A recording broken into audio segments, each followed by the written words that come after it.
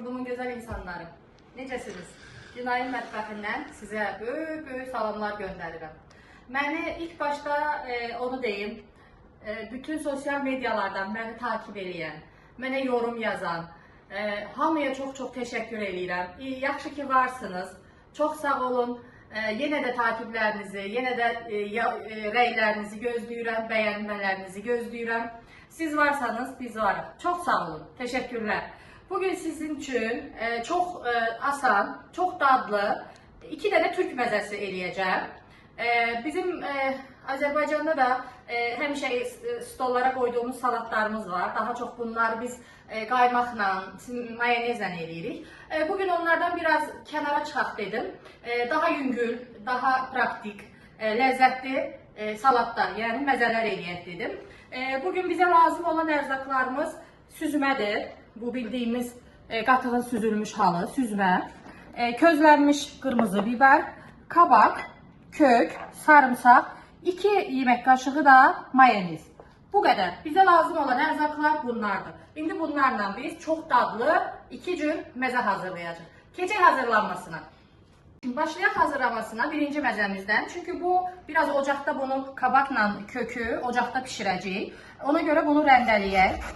İndi kökümüzü rəndələyək. Siz mənim kabağımın kabaçkimi gördünüz, iri kabaçkıydı. Haradasa 2 dənə kökə, 1 dənə iri kabaçkı qoyuruq. Buna görə siz öz hesabınızı götürə bilərsiniz. Buna haradasa bir 2 yemək qaşığı belə zeytun yağı tökürəm. Bu zeytun yağında bunu biraz altını çok yandıracağım gazını ki bu su salan şeydir bilirsiniz kabaçki. Suyunu çok salmasın. Bunu çok öldürmək də istəmirik. Pişirib lap belə xəmir kimi olmağını istəmədiyimiz üçün bunun altını yüksək ateşdə tez özünü biraz qovurup eğer su salsa belə bunu məsələn deyək ki siz evdə eləmək istədiniz, eləyirsiniz. Su salsa belə bunu aş düzənə qoyun. Bütün suyunu süssün pişəndən sonra ya da pişmədən əvvəl də edə bilərsiniz. Sıxıb elə də qoya bilərsiniz. İndi keçək ikinci məzəmizə. Bu ikinci məzəmizdə göstərdiyim kimi mən qırmızı biberləri fırında közlədim. Yaxşı olardı ki təbii ki mangalda odun ateşinlə, közünlə közləyək. Şəhər yerində bu olmadığı üçün fırında közlədim. Soydum, içinin çekirdəklərini, çiğitlərini çıxartdım. Bunu belə bu şəkildə doğrayıram. Və salam. Alıram bunu qabımıza. Daha sonra əlimi yuyum. Sonra buna süzmə qatıb, haradasa bir 3 dolu yemək qaşığı süzmə qatıb, bir diş sarımsaq. Sarımsağımızı da rəndələdik. İndi tuzumuzu da qoyaq. Qarışdıraq. Közlənmiş biber məzəmiz bu qədər. 5 dəqiqəyə hazır oldu. İndi bunu servis boşqabına alıb üstünə kərə yağında isitdiyimiz pul biberi tökəcək. Vəssalam.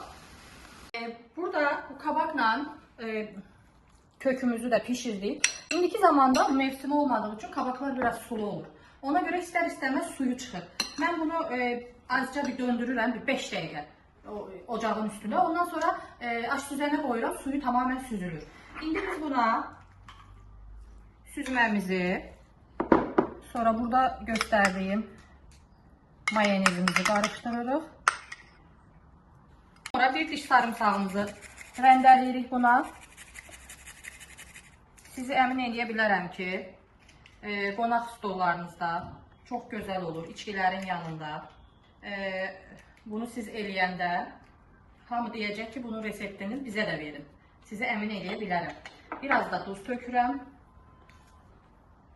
Qarışdırıram. Məzələrimiz hazır. Mən burada kənarda kərə yağında biraz pul biber, biraz da susam qovurdum. Bunu belə bunun üstünə dadı çok güzel olur. Gördüğünüz kimi. Məzələrimiz bu. Pişirən, düzəldən hamıya nuş olsun. Çok güzeldir, çok dadlıdır. Yenə deyirəm, sizi əmin edə bilərəm.